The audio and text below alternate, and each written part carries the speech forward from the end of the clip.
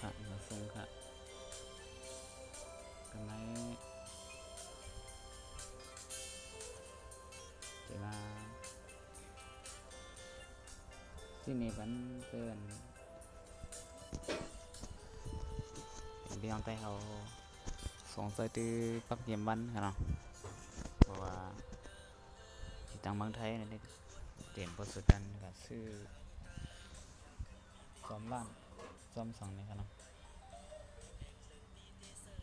เขาไกด์นี่ค่ะเนาะผมเฮ็ดการทำงานของเขาก็เลยได้มาแอปพลิเคชันไต้เขาปักเยี่ยมวันไต้เขานี่ค่ะเนาะก็เป็นเสื้อดีเต้ค่ะcòn giờ này đi tây nơi môi trường nơi phun hoặc là có đang đi tây ở này đây còn đi ọc đi tây nó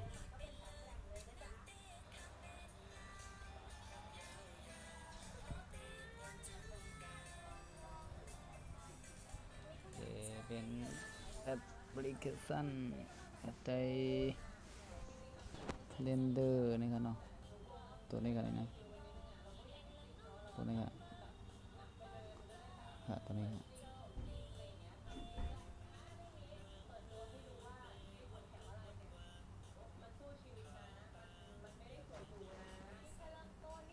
จำหลุดมาได้กันเนาะ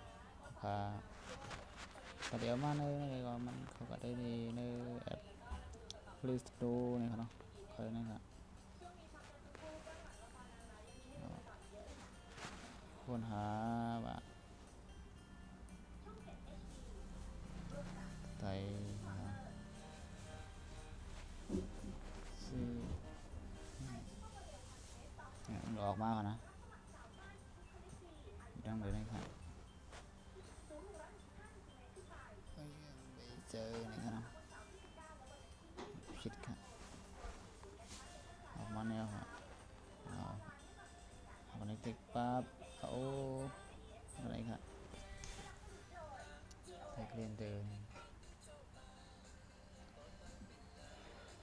เดี๋ยวมีอยู่หลายอันครับนะอันนี้ก็เจออะไรครับนะอันนี้ก็มีครับมีดังปีไต้เขาเลินสังสิงบนนั้นเขาด้วยครับไม่ได้ข้ามใบย้ำใจด้วยครับเพราะอันใดก็ดีกันเนาะเอาปันทางใดเขาหลังกันอย่าบอกง่ายใครตัววันใดเขาวันนี้เป็นเดินรับเดินม้วนวันทุนวันเบียดวันสั่งก็บันไดเขานับยำนะครับ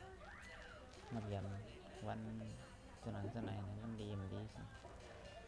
ก็ง่ายดีครับตัวเองเปิดมือถือขึ้นมาก็หันอันนี้ก็แบบช่างกันนะเพื่อทำไปเจอกัน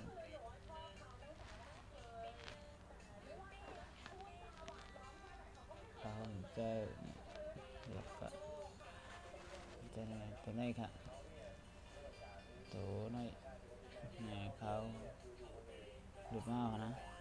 หลุดมาครับมายาวเพราะว่าไม่หลุดมาในตัวใจติดตั้งกันเลยครับนะตัวใจติดตั้งกันไหนครับเขาหลุดมาใครลองเปิดได้กันไหนครับเบิบอันนี้มาไหนกันนะ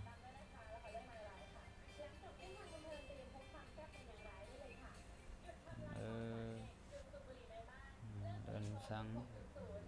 bên tây hơi nha ดินsáng những điện gì cái nàyครับ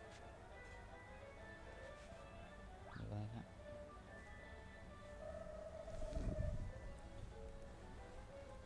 แล้วก็วันเลยนี่มันดีหันกันนะเดี๋ยวนี้ไปครับเดี๋ยวที่ไปครับวันไหนวันหังวันที่หังตอนวันที่วันไหนนะวันที่15นี่กันนะนี่15ครับนะ แล้วก็เป็นไรคำเนี่ยมาโดยเสียงเดินคำเสียงร้องสิบคำเสียงเดินคำไม่10 คำ10 คำนะครับ10 คำตัวไหนมันได้พอนับไล่นับได้ห้องมันดีตั้งแต่กันนะ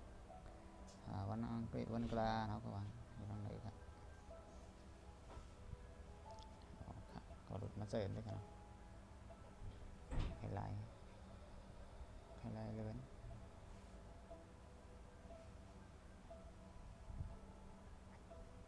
เป็นเข้มด้วยกันโอ้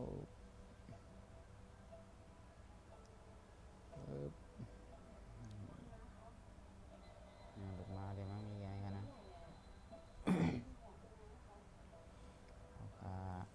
มาตั้งไว้ง่ายที่นาโซนานาฟอนเอากันดีไปเห็นสมบัติ80เป็นกรรม10 คำแล้วก็ไปทำจานเนี่ยมีหมดกันที่15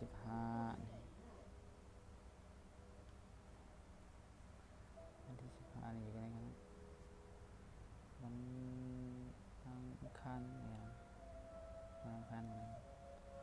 ก็ได้เจอกับเข้มเล็บเด็กกันสนใจเรียนก็หลุดมาได้กันนะก็เรียนง่ายกันตัวง่ายตั้งแต่ไปตัวต้อง